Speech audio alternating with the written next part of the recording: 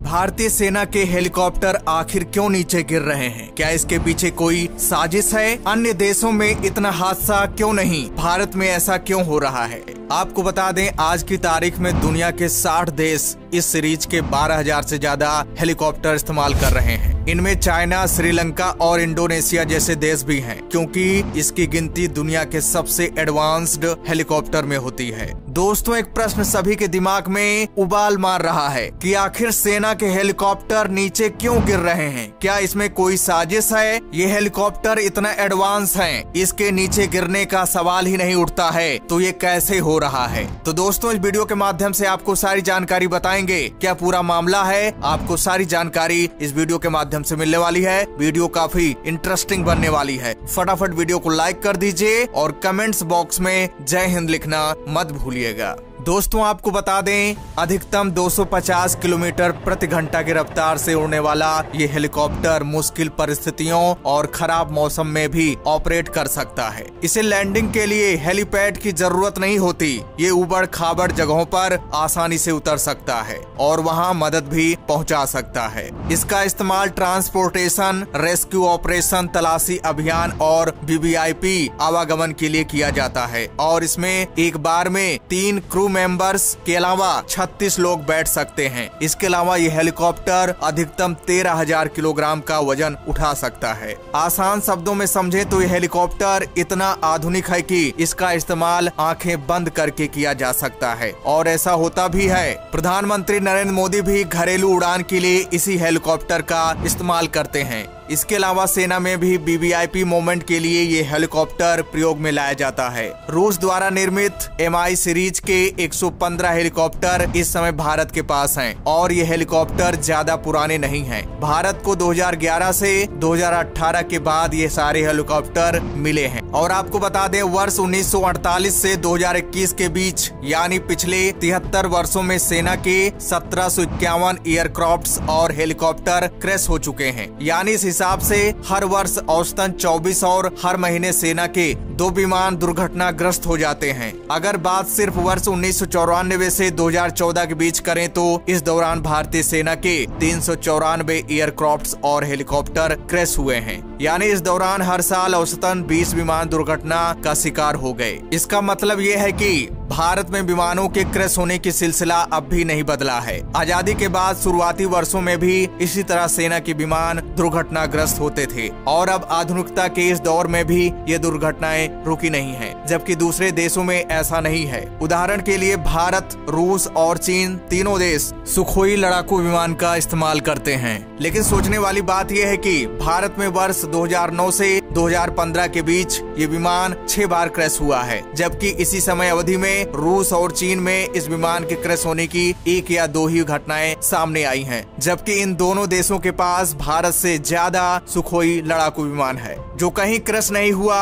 वो भारत में हुआ। कुछ वर्षों पहले भारत ने दुनिया का सबसे आधुनिक और सबसे बड़ा ट्रांसपोर्ट विमान C-130J सुपर हरक्यूलस खरीदा था। उस समय अमेरिका से ऐसे कुल 6 विमान खरीदे गए थे, जिनकी कीमत 7,000 करोड़ रुपए थी। यानी एक विमान लगभग 1150 करोड़ रुपए का था। इन विमानों की खासियत ये थी कि इन्हें लैंडिंग के लिए हवाई पट्टी की भी जरूरत नहीं पड़ती और ये हर मौसम में ऑपरेट कर सकता है। अमेरिका की जिस कंपनी ने इस विमान को विकसित किया है, वो ये कहती है कि इस विमान को इस तरह से डिजाइन किया गया है कि ताकि ये मुश्किल हालात में भी क्रैश होने से खुद को बचा लें और भारत को छोड़कर जिन देशों में एयरक्राफ्ट इस्तेमाल होता है वहां इसके क्रैश होने की घटना नहीं हुई है। लेकिन भारत के मामलों में तस्वीर अलग है। भारत में वर्ष 2014 में ही एक C-130J सुपर हरक्यूलस विमान दुर्घटनाग्रस्त हो गया था। इस हादसे में 5 लोगों की मृत्यु हुई थी और भारत सरकार ने अपनी जांच रिपोर्ट में ये माना था कि ये हादसा पायलट की गलती की वजह से हुआ है, क्योंकि उसकी ट्रेनिंग में कुछ कमियां थी। वर्ष 2017 में भी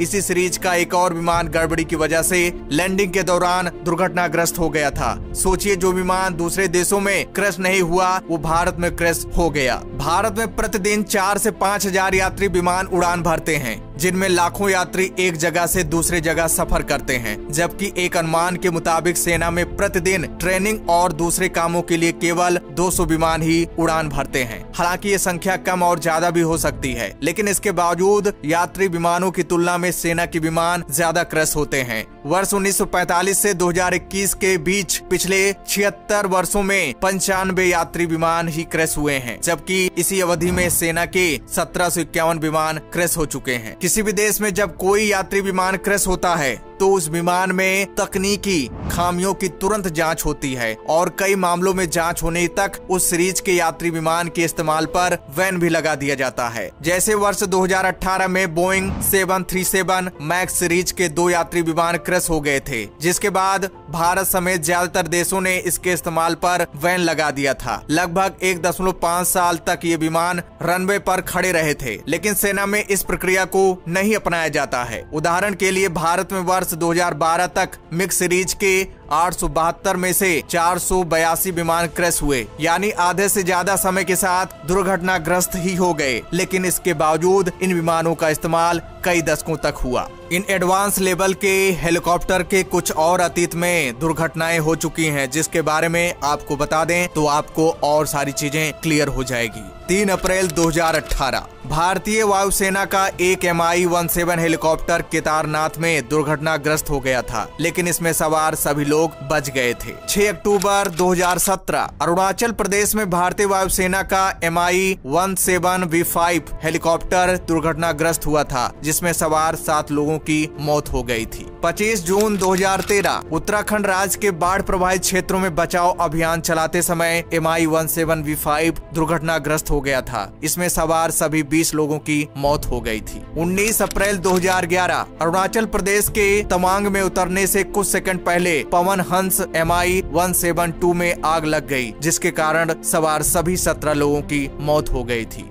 19 नवंबर 2010 अरुणाचल प्रदेश में तवांग के पास एक भारतीय वायुसेना का Mi-17 दुर्घटनाग्रस्त हो गया। इसमें सवार सभी 12 लोगों की मौत हो गई थी। इसके साथ ही 2 और भी इस तरह की घटनाएं हैं। 30 अगस्त 2012 जामनगर के पास भारतीय वायुसेना के 2 Mi-7 के आपस में टकराने की वजह से 9 लोगों की मौत हो गई थी। 27 फरवरी 2019 भारतीय वायुसेना का एक Mi-17 बड़गांव, जम्मू और कश्मीर में दुर्घटनाग्रस्त हो गया था। इसमें 7 लोगों की मौत हो गई थी। एक बार हमारे प्रधानमंत्री नरेंद्र मोदी भी बाल बाल बच गए हैं इस दुर्घटना से। तो दोस्तों, सबसे बड़ा सवाल यहाँ पर यही है कि भारतीय सेना का ही हेलीकॉप्टर क्यों नीचे गिर रहा है। जैसा कि आपने आंकड़ा देखा कि भारतीय सेना का ही हेलीकॉप्टर सबसे ज्यादा नीचे गिर रहा है। तो दोस्तों, इसमें क्या साजिश है, इसका पड़ताल अभी बाकी है। फ्यूचर में सारी चीजें क्लियर हो जाएंगी, आपके सामने सारा रिजल्ट आता दिख जाएगा। आप क्या सोचते हैं इसके बारे में कमेंट्स करके जरूर बताइएगा। तो दोस्तों, जय हिंद, जय भारत।